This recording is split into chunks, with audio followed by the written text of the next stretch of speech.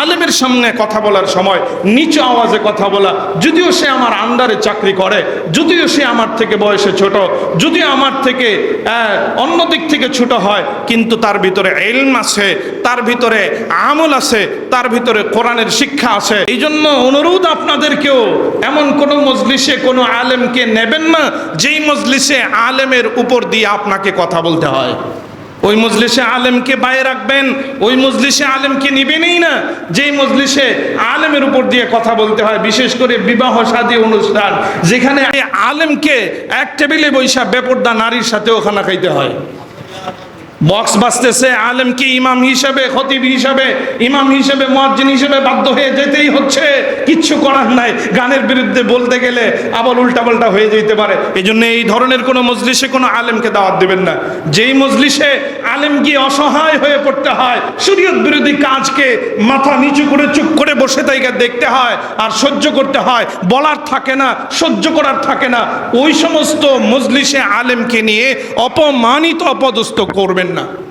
নবীজি সাল্লাল্লাহু আলাইহি ওয়াসাল্লাম বলেন, ইদা আতাকুম তোমাদের কাছে যদি আসে কারিমু কওমিন, জাতির, বংশের, মহল্লার, কারিমু কওমিন, মহল্লার সম্মানিত ব্যক্তি যদি তোমাদের কাছে আসে, ফাআকরিমুহু, তাকে তোমরা সম্মান প্রদর্শন করো, তাকে তোমরা সম্মান দেখাও, তার সাথে তোমরা ভালো ব্যবহার করো, আচরণ করো। হ্যাঁ, সম্মান বড় কে বলে, বড় হওয়ার বিভিন্ন অ্যাঙ্গেল আছে, বিভিন্ন দিক আছে, বিভিন্ন সাইড আছে।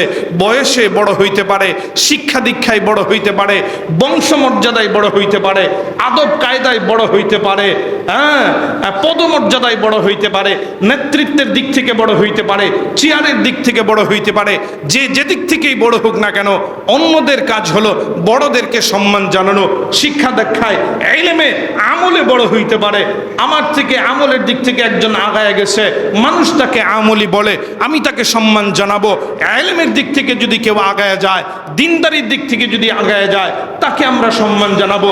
হোক না বয়সে আমার ছোট, হোক না সে আমার সন্তান, যদি সে আলেম হয়ে যায়, যদি সে হাফেজ হয়ে যায়, তো সাধারণ মানুষের জন্য দায়িত্ব হলো তাকে সম্মান দেখানো, তার সামনে কথা না বলা, তার সামনে কথা বলার সময় নিচু আওয়াজে কথা বলা, আলেমের সামনে কথা বলার সময় নিচু আওয়াজে কথা বলা, যদিও সে আমার আন্ডারে চাকরি করে, যদিও সে আমার থেকে বয়সে ছোট, যদিও আমার থেকে অন্য দিক থেকে ছোট হয়, কিন্তু তার ভিতরে ইলম আছে, তার ভিতরে আমল আছে, তার ভিতরে কোরআনের শিক্ষা আছে। নবীজি সাল্লাল্লাহু আলাইহি ওয়াসাল্লাম বলেন, খায়রুকুম মান তাআল্লামাল কোরআন ওয়া আল্লামা। নবী বলেন, এই আমার উম্মতের বান্দা বান্দিরা শোনো, তোমাদের মধ্যে সেই শ্রেষ্ঠ, তোমাদের মধ্যে সেই বড়, তোমাদের মধ্যে সেই উত্তম, খায়রুকুম মান তাআল্লামাল কোরআন ওয়া আল্লামা, যে ব্যক্তি কোরআন শিক্ষা করে এবং মানুষকে শিক্ষা দান করে। কোরআনুল কারীমের সূরাতুল হুজরাতের ভেতরে, লা তারফাউ আসওয়াতাকুম ফাওকা সাউতিন নবী, আল্লাহ তাআলা কোরআনুল কারীমের ভিতরে ঘোষণা করেন, হে মানব সকল, তোমাদেরকে আমি আল্লাহ নির্দেশ দিলাম, তোমাদের আওয়াজ যেন নবীদের আওয়াজের থেকে উঁচু না হয়। এমন মজলিস, যেই মজলিসে কোনো আলেম থাকবে, অন্য সাধারণ মানুষদের উচিত হলো এই আলেমকে প্রাধান্য দেওয়া। এমন কোনো মজলিসে ওই আলেমের যাওয়া উচিত নয় যেই মজলিসে এই আলেমকে অপদস্থ হইতে হয়, যে আলেমের উপর দিয়ে মানুষ কথা বলে, সাধারণ মানুষ কথা বলে, এই মজলিসে আলেমেরও যাওয়া উচিত না, আলেমেরও যাওয়া উচিত নয়।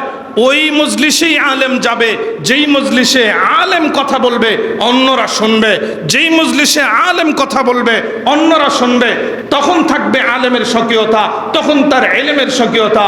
একজন মুসলমানকে সম্মান প্রদর্শন মানে তার ঈমানকে সম্মান প্রদর্শন, একজন আলেমকে সম্মান প্রদর্শন মানে তার ইলমকে সম্মান প্রদর্শন।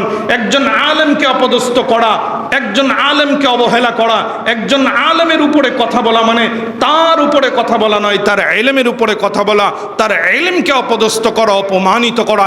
এই জন্য অনুরোধ আপনাদেরকেও, এমন কোনো মজলিসে কোনো আলেমকে নেবেন না যেই মজলিসে আলেমের উপর দিয়ে আপনাকে কথা বলতে হয়। ওই মজলিসে আলেমকে বাইরে রাখবেন, ওই মজলিসে আলেমকে নিবেনই না যেই মজলিসে আলেমের উপর দিয়ে কথা বলতে হয়। বিশেষ করে বিবাহ শাদী অনুষ্ঠান, যেখানে আলেমকে এক টেবিলে বৈশা বেপর্দা নারীর সাথেও খানা খাইতে হয়। বক্স বাজতেছে, আলেমকে ইমাম হিসেবে, খতিব হিসেবে, ইমাম হিসেবে, মুয়াজ্জিন হিসেবে বাধ্য হয়ে যেতেই হচ্ছে, কিচ্ছু করার নাই। গানের বিরুদ্ধে বলতে গেলে আবার উল্টাপাল্টা হয়ে যেতে পারে। এই জন্য এই ধরনের কোনো মজলিসে কোনো আলেমকে দাওয়াত দেবেন না।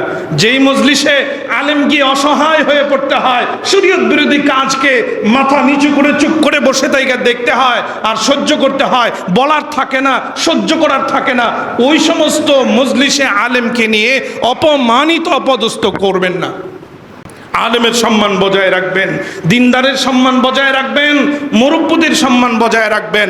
নবী আলাইহিস সালাতু ওয়াস সালাম বলেন, ফালাইসা মিন্না মানলাম ইয়ারহাম সাগীরানা ওয়া লাম ইউক্কির কাবীরানা। নবী বলেন, তারা আমি নবীর উম্মত নয় যারা ছোটদেরকে স্নেহ করে না, দয়া দেখায় না, আর বড়দেরকে সম্মান দেখায় না। এজন্য